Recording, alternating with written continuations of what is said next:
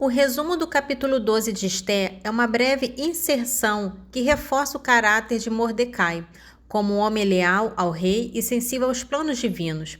Ele também estabelece a origem do ódio de Amã por Mordecai, ligando diretamente a esse evento. Vamos à leitura. Livro de Esté, capítulo 12. Morava então Mardoqueu na corte com Gabata e Tares, 2 eunucos do rei, porteiros do palácio. Teve conhecimento de seus projetos e penetrou em seus desígnios.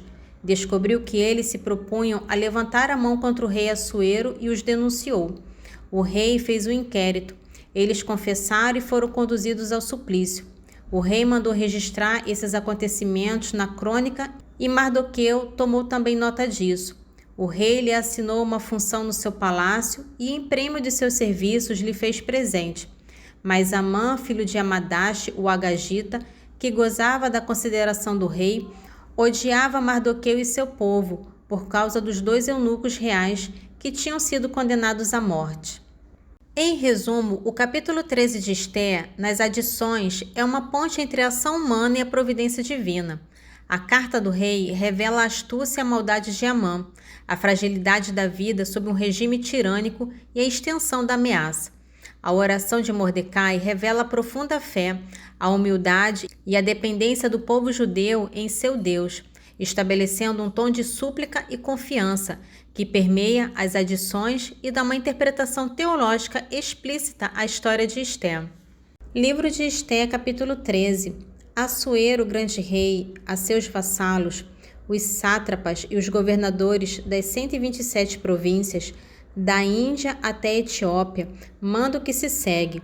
Embora eu seja o chefe de numerosas nações e tenha submetido o mundo inteiro, não quero de modo algum abusar da grandeza de meu poder.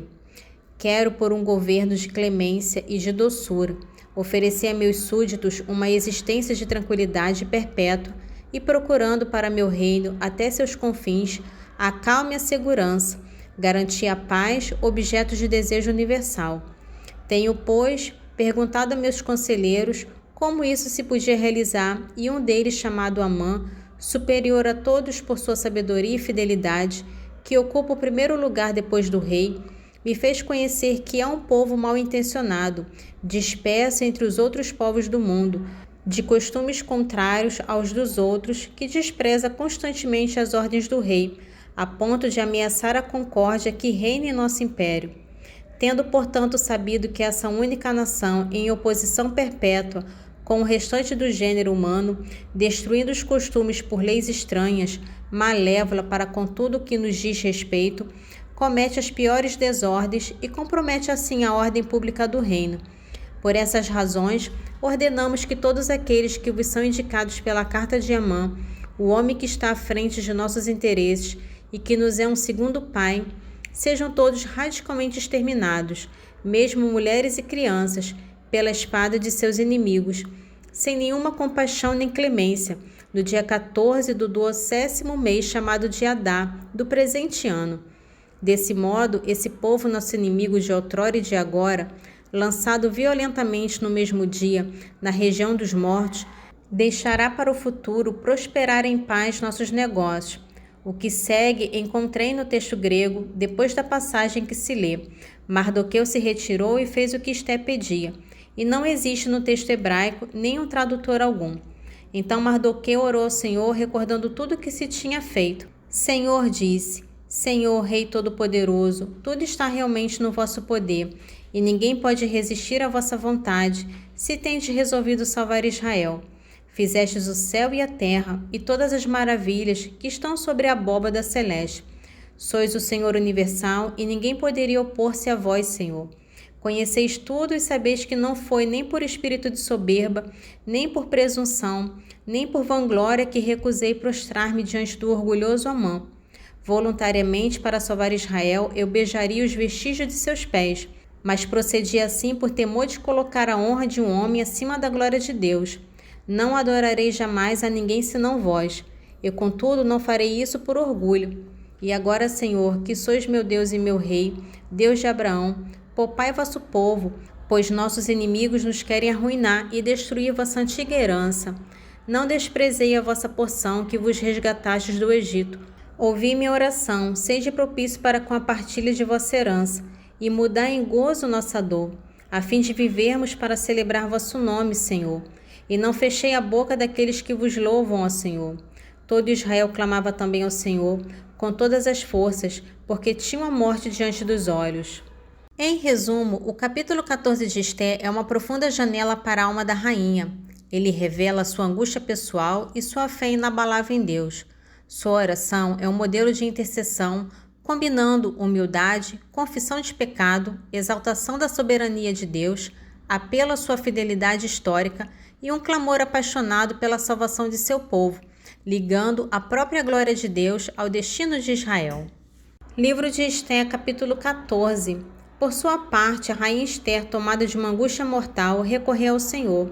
Depôs suas vestes suntuosas e vestiu-se com roupas de aflição e de luto. No lugar de essências preciosas, cobriu a cabeça com cinzas e poeira. Afligiu duramente seu corpo e por todos os lugares onde costumava alegrar-se, espalhou os cabelos que se arrancava. Dirigiu esta prece ao Senhor, Deus de Israel. Meu Senhor, nosso Rei, assisti-me no meu desamparo, porque não tenho outro socorro senão vós. E o perigo que me ameaça, eu o toco já com as mãos. Aprendi desde a infância no seio da minha família que vós, Senhor, tendes escolhido Israel entre todas as nações e nossos pais entre todos seus antepassados, para deles fazer vossa herança perpétua e que tendes executado todas as vossas promessas.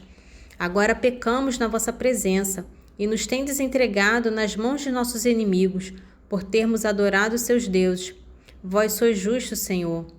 Ora, presentemente, não lhes basta a amargura de nossa escravidão, mas colocaram suas mãos sobre as mãos dos ídolos, em sinal de que querem abolir o que vossos lábios decretaram, aniquilar vossa herança, fechar a boca daqueles que vos louvam, extinguir a glória de vosso templo e de vosso altar, a fim de proclamar pela boca dos povos pagãos o poder de seus ídolos e de magnificar eternamente um rei de carne.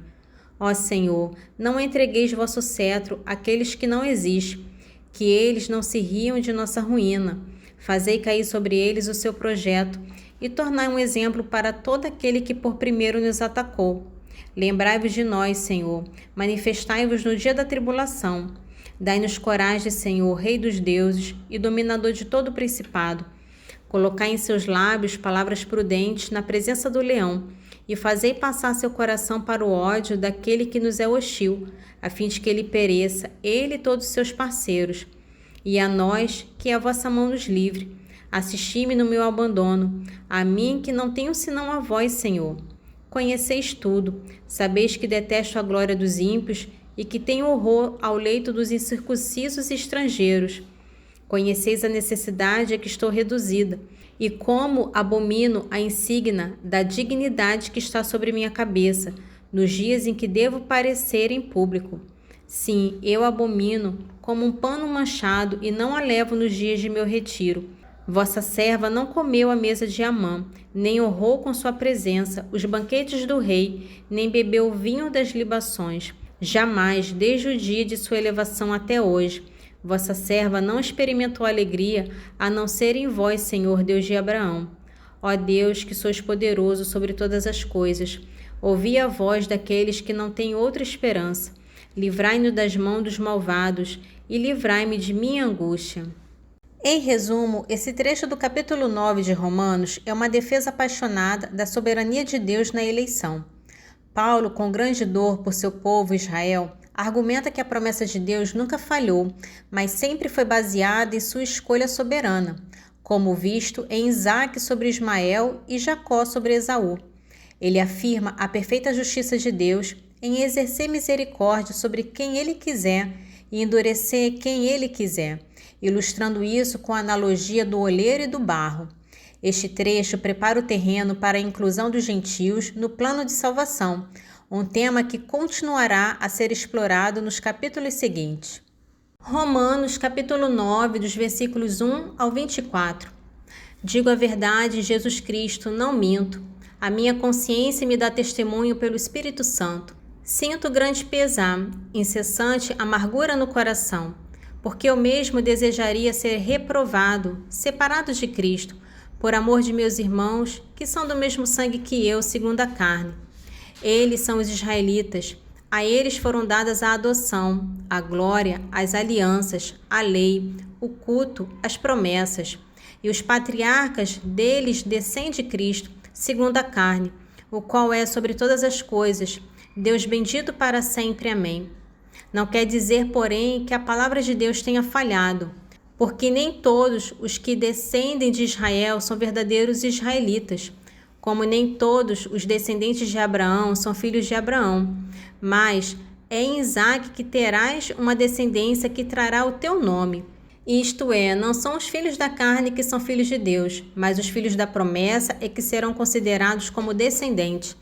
Realmente, a palavra da promessa é esta: por este tempo virei, e Sara terá um filho. E não somente ela, senão também Rebeca, que concebeu 2 filhos de um só homem, Isaque, nosso patriarca.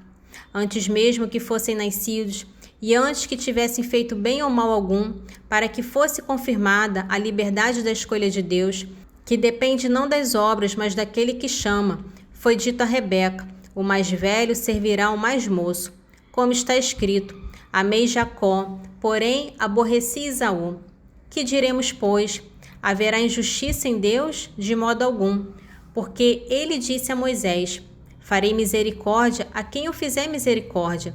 Terei compaixão de quem eu tiver compaixão. Dessa forma, a escolha não depende daquele que quer, nem daquele que corre, mas da misericórdia de Deus. Por isso diz as Escrituras ao Faraó: eis o motivo por que te suscitei, para mostrar em ti o meu poder e para que se anuncie o meu nome por toda a terra. Portanto, ele tem misericórdia de quem quer e endurece a quem quer. Tu me dirás talvez: por que ele ainda se queixa? Quem pode resistir à sua vontade? Mas quem és tu, ó homem, para contestar a Deus? Porventura o vaso de barro diz ao oleiro: por que me fizestes assim? Ou não tem o oleiro poder sobre o barro para fazer da mesma massa um vaso de uso nobre e outro de uso vulgar? Onde então está a injustiça? Em ter Deus para mostrar a sua ira e manifestar o seu poder, suportado com muita paciência os objetos de ira preparados para a perdição, mostrando as riquezas da sua glória para com os objetos de misericórdia que de antemão preparou para a glória? Esses somos nós que ele chamou, não só dentre os judeus, mas também dentre os pagãos. É o que ele diz em Oséias. Nesse trecho do Salmo 78 é o ponto culminante, um lamento profundo do povo de Israel após a devastação de Jerusalém e do templo. O salmista, em nome da comunidade, faz um apelo urgente a Deus, não apenas por misericórdia, mas também pela vindicação do nome de Deus diante das nações pagãs, culminando em uma promessa de louvor perpétuo. Salmo 78, dos versículos 9 ao 13. Ajudai-nos, ó Deus Salvador, pela glória de vosso nome. Livrai-nos e perdoai-nos os nossos pecados, pelo amor de vosso nome. Porque hão de dizer às nações pagãs: onde está o seu Deus? Mostrai-lhe a esses pagãos diante de nossos olhos, que pedireis conta do sangue de vossos fiéis, por eles derramado. Cheguem até vós o gemido dos cativos. Livrai por vosso braço os condenados à pena de morte. Sobre as cabeças dos nossos vizinhos recaiam 7 vezes as injúrias com que vos ultrajam, Senhor. Quanto a nós, vosso povo e ovelhas de vosso rebanho, glorificaremos a vós perpetuamente. De geração em geração, cantaremos os vossos louvores. Nesse trecho de Sabedoria, capítulo 18, vai nos oferecer uma perspectiva teológica e dramática da praga final do Êxodo. O foco está na universalidade do julgamento sobre o Egito, a chegada implacável da morte e a redenção miraculosa de Israel através da intercessão sacerdotal. Sabedoria, capítulo 18, dos versículos 12 ao 19. Todos igualmente tinham um número incalculável de mortos abatidos da mesma maneira. Os sobreviventes não eram suficientes para sepultá-los, porque no instante sua melhor geração era exterminada. Depois de terem permanecido incrédulos por causa de seu sortilégio, reconheceram, vendo morrer seus primogênitos, que esse povo era verdadeiramente filho de Deus, porque quando um profundo silêncio envolvia todas as coisas e a noite chegava ao meio de seu curso, vossa palavra todo-poderosa desceu dos céus e do trono real, e qual um implacável guerreiro arremessou-se sobre a terra condenada à ruína. De pé, ela toda encheu de morte, e pisando a terra tocava os céus. No mesmo instante, visões e sonhos terríveis os perturbaram, e temores inesperados os assaltaram. Tombando aqui e acolá, semi-morte, revelavam a causa da morte que os atingia, porque os sonhos que os tinham agitado tinham-nos informado antecipadamente, para que eles não perecessem sem conhecer a causa de sua desgraça. Glória ao Pai, ao Filho e ao Espírito Santo, assim como era no princípio, agora e sempre. Amém. Divino Espírito Santo, iluminai-nos, guiai-nos, dai-nos sabedoria e discernimento. Amém.